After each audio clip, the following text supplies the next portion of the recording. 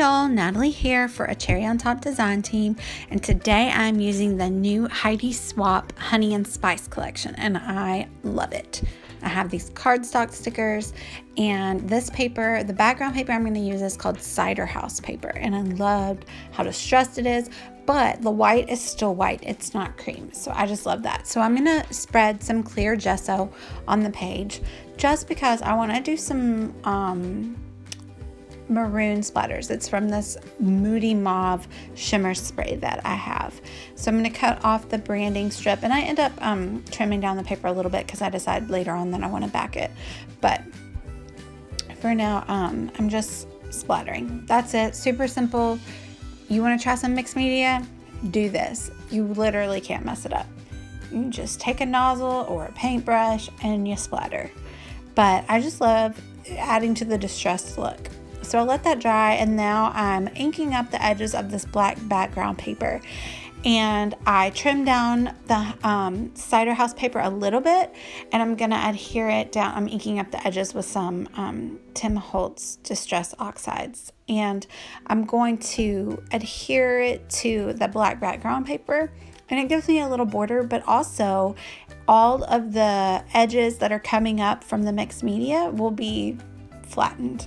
It gives it an anchor, and so it makes the page basically flat again, which I did appreciate as well.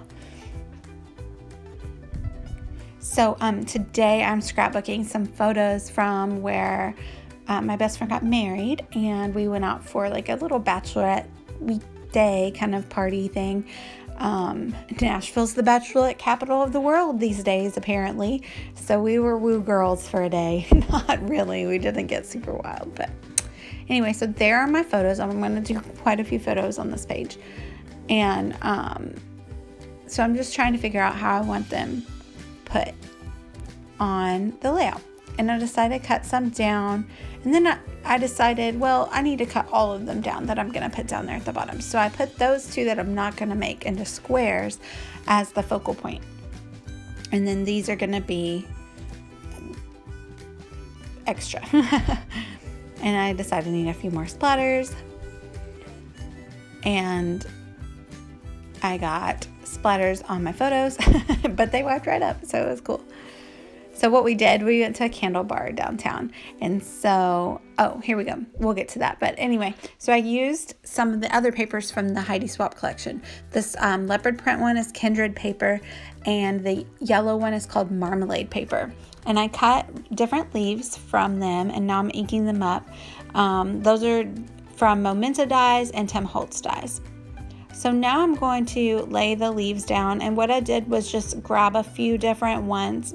I didn't lay any of the same types of leaves together, and just both patterns I mixed and matched. And then I also threw in a little bit of glitter, because you know me and my rustic sparkle. And so I'm just making 3 little clusters. 3 is always a good number. When you're making clusters, try to keep it in an odd number at least. And I keep bringing the photos back to see if I have the clusters where I want them, and how well the photos will layer atop. So then I adhere them all down. And there I have a couple clusters built already, and I bring the photos back in to make sure they're looking right. And those photos are from a candle bar. We went to this place called Patty Wax, and we made candles, and that was fun. And then we went and got Manny's petties, and then we went to eat tacos and had the best queso dip of our lives. It was a good day. So I love these colors for fall. They're unique, but they're still very fall, I feel like, and they're colors that I would totally wear. And I found these in my stash. They're from We Are Memory Keepers. I think they're from, what was the name of that collection? It's like a girly city collection. I'm sorry. Urban Chic, I think is the name of it. And I am just doctoring up some T's, and I think a J to become some I's. And then I use these for the main word. I decided my title is going to be This Day Was Lit. Get it? Because we made candles. Get it? And so I love the labels that are on this cardstock sticker sheet. And so I use those for my journaling, but I wanted to see exactly how I wanted to layer them. So I cut around them.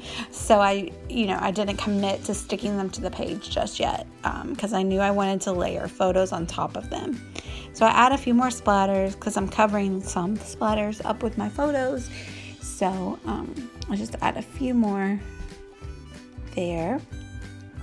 And then I go ahead and I adhere down my photos and layer in the journaling circles from the cardstock sticker sheet. And I just made them in a nice neat little square right there. So there's smaller photos, and the main focus is the photo of all of us, and then a background photo that just matches this collection so well. And so now I added in a couple of leaves down there just to bring the leaves from up top and tie it into the cluster of photos down at the bottom. And I'm about to commit here to the stickers. That was the scariest part. It's just like if you wrote directly on your layout, like you've done all this work and you could ruin it by sticking the sticker on here, but I didn't. And I grabbed a pink Sharpie, which is not in the collection so much, but it just complemented it well. It was a light color. It didn't make the journaling too bright and stand out too much. And so finally I'm gonna grab, there I am adhering the title. And I did, even though they're foam thickers, I did go ahead and use my glue just because they're a little old and I wanted to make sure that they stuck really well. So I'm gonna finish up the page just by adding a few more of these cardstock stickers around. And that one was so perfect. It says something about you're up for a party at least until 9 p.m. That describes all of us in that photo pretty much.